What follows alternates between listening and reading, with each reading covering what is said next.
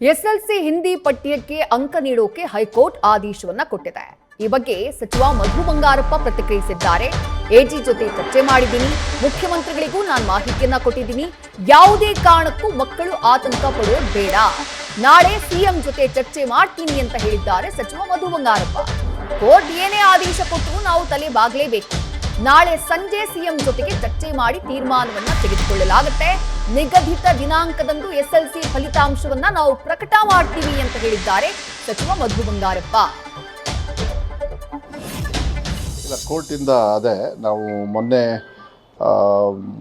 ಒಂದು ಮಗು ಕೋರ್ಟಿಂದ ಕೇಳಿರತಕ್ಕಂಥದ್ದಕ್ಕೆ ನಾವು ರಿವ್ಯೂ ಹಾಕ್ಕೊಂಡಿದ್ವಿ. ಅದನ್ನು ನ್ಯಾಯಾಲಯ ಇಲ್ಲ ಮಂಗಳವಾರ ತಗೊಳ್ತೀವಿ ಅಂತ ಹೇಳಿದರು. ಮಂಗಳವಾರ ಇವತ್ತು ತಗೊಂಡಿದ್ದಾರೆ. ತಗೊಂಡು ಇವತ್ತು ಇಲ್ಲ ಈ ಸತಿಗೆ ನೀವು ಅಂಕವನ್ನು ಮಾಡಿ ಅಂಥೇಳಿ ಮತ್ತೆ ಹೇಳಿದ್ದಾರೆ. ಸೊ ಡಬಲ್ ಬೆಂಚಲ್ಲಿ ಫಸ್ಟು ಒಂದು PILನ ಇದು ಮಾಡಿದ್ದಾರೆ. ಅಲ್ಲಿ ನಮಗೆ ಕಾನ್ಫಿಡೆನ್ಸ್ ಇತ್ತು, ಪರವಾಗಿಲ್ಲ ಅಂಥೇಳಿ. ಬಟ್ ಇಲ್ಲಿ ಹೇಳಿದಾಗ ನಾವು ಅದನ್ನು ನ್ಯಾಯಾಲಯ ಏನು ಹೇಳಿದ್ದಾರೆ ಅದನ್ನು ಒಂದು ಕಡೆ ಗಮನ ತಗೊಂಡು ಅದನ್ನು ಮಾಡಬೇಕಾಗ್ತದೆ ಒಂದು ಕಡೆಗೆ. ಮತ್ತು ಇನ್ನೊಂದು ಕಡೆಗೆ ಮನೆ ಮುಖ್ಯಮಂತ್ರಿಗಳಿಗೂ ಕೂಡ ನಾನು ಇವತ್ತಾಗಲೇ ಇಲಾಖೆ ವತಿಯಿಂದ ಅಪ್ಡೇಟ್ ಮಾಡಿ ನಾಳೆ ಸಾಯಂಕಾಲ ಒಂದು ಡಿಸ್ಕಸ್ ಮಾಡಿ ನಮ್ಮದು ಎಲ್ಲ ಬೇರೆ ಬೇರೆ ಸಿಚುವೇಶನ್ಸ್ ಇದೆ. ಯಾಕಂದರೆ ಕನ್ನಡದ ಪರವಾಗಿ ನಾವು ಮಾಡಬೇಕು ಅಂಥೇಳಿ, ನಮ್ಮ ಮಕ್ಕಳಿಗೆ ಒತ್ತಡ ಬರಬಾರ್ದು ಅಂಥೇಳಿ ನಿಟ್ಟಿನ ಮೇಲೆ ನಾವು ಮಾಡಿರ್ತಕ್ಕಂಥದ್ದು. ಈಗ ಮನೆ ಮುಖ್ಯಮಂತ್ರಿಗಳು ಅವರಿಗೆ ಜನರಲಾಗಿ ಬ್ರೀಫಿಂಗ್ ಮಾಡಿದೆ. ನಾಳೆ ಸಾಯಂಕಾಲ ಮಾತಾಡಿ ನೆಕ್ಸ್ಟ್ ಏನು ಅಂಥೇಳಿ ನಾವು ಮುಂದಿನ ದಿನಗಳಲ್ಲಿ ಅನೌನ್ಸ್ ಮಾಡ್ತೇವೆ. ಇಲ್ಲ ಏನಿಲ್ಲ, ರಿಸಲ್ಟ್ ಎಲ್ಲ ಕರೆಕ್ಟಾಗಿರ್ತದೆ. ಒಂದು ದಿವಸ ಹೆಚ್ಚು ಕಮ್ಮಿ ಅಷ್ಟೇ. ಒಂದು ದಿವಸ ಅಂದರೆ ನಾವು 24 ಅಂತ ಹೇಳಿದ್ವಿ. PUCನೂ ಕೂಡ 7ನೇ ತಾರೀಕು ಇರೋದು 9ನೇ ತಾರೀಕು ಮಾಡಿದ್ವಿ. ಮೋಸ್ಟ್ಲಿ ಇದೇನು ಅಂತ ಏನು ಲೇಟ್ ಏನಾಗೋದಿಲ್ಲ, ಇನ್ನು ಮುಂಚೆನೇ ಮುಗಿಸ್ತಕ್ಕಂಥ ವ್ಯವಸ್ಥೆ. ಏನಿಲ್ಲ, ನೀವೇನು ಇದನ್ನು ಭಯಪಡೋದೇನು ಬೇಡ. ಒಳ್ಳೆ ರಿಸಲ್ಟ್ ಬರ್ತದೆ. ಮತ್ತು 100% ಲೇಟ್ ಮಾಡೋದಿಲ್ಲ. ಮಕ್ಕಳಿಗೆ ಆ ಟೆನ್ಷನಲ್ಲಿ ಇಡೋದೇ ಇಲ್ಲ.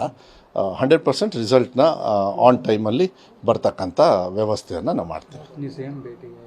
ನಾಳೆ ಸಾಯಂಕಾಲ ಅದೇ ಅವರಿಗೆ ಒಂದು ಸತಿ ಭೇಟಿ ಮಾಡಿದ್ರೆ ಒಂದು ಪಿಕ್ಚರ್ ಸಿಗುತ್ತೆ. ಆವಾಗ ನಾನು ರಿಸಲ್ಟ್ ಅನೌನ್ಸ್ ಮಾಡೋದಕ್ಕೂ ಕೂಡ ಅದು ಅನುಕೂಲ ಆಗುತ್ತೆ. ಬಟ್ ಯಾವುದೇ ಕಾರಣಕ್ಕೂ ಮಕ್ಕಳು ಟೆನ್ಷನಲ್ಲಿ ಇರೋದು ಬೇಡ.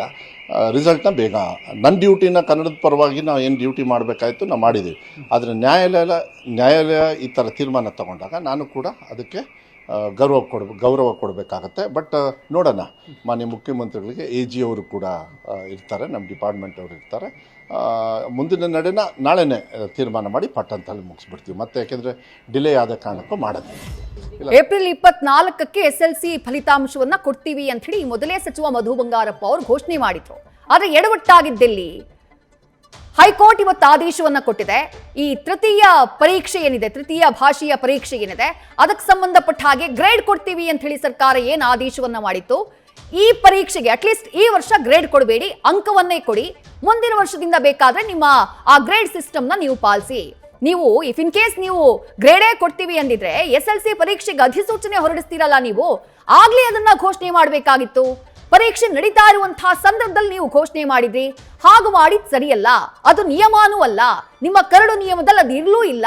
ಹಾಗಾಗಿ ಶಾಸನಬದ್ಧವಾಗಿ ನೀವು ಅದನ್ನ ಮಾಡಿಲ್ಲ. ಈ ಕಾರಣಕ್ಕಾಗಿ ಈ ವರ್ಷ ನೀವು ಅಂಕವನ್ನೇ ಕೊಡಿ, ಮುಂದಿನ ವರ್ಷದಿಂದ ಬೇಕಾದ್ರೆ ಗ್ರೇಡ್ ಸಿಸ್ಟಮ್ ಅನ್ನ ತನ್ನಿ ಅಂತ ಹೇಳಿ ಕೋರ್ಟ್ ಹೇಳಿದೆ. Fair enough. ಆದ್ರೆ ಸಚಿವ ಮಧು ಬಂಗಾರಪ್ಪ ಅವರು ಮಾಡಿರುವಂತಹ ಎಡವಟ್ಟಿನಿಂದ ಈಗ ಸಂಕಷ್ಟಕ್ಕೆ ಸಿಕ್ಕಾಕೊಂಡಿರೋ ಯಾರು? SLC ಪರೀಕ್ಷೆಯನ್ನ ಬರೆದಿರುವಂತಹ ಮಕ್ಕಳು. ತೃತೀಯ ಭಾಷೆಯ ಪರೀಕ್ಷೆಗೆ ಇನ್ನೇನ್ 4ರಿಂದ 5 ದಿನ ಇದೆ.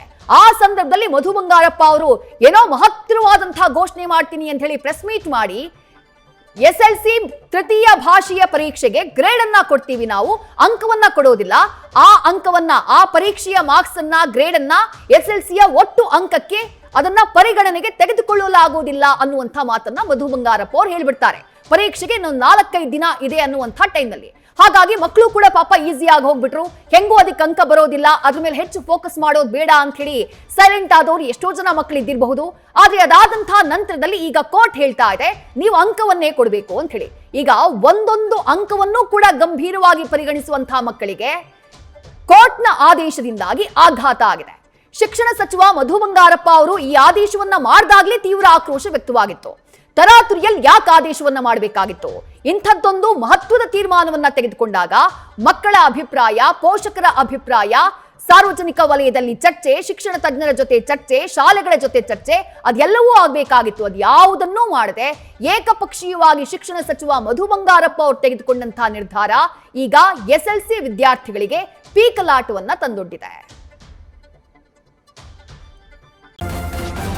ನ್ಯೂಸ್ ಫಸ್ಟ್ ನಿರ್ಭೀತಿಯಿಂದ ನಿಮ್ಮ ಪರವಾಗಿ.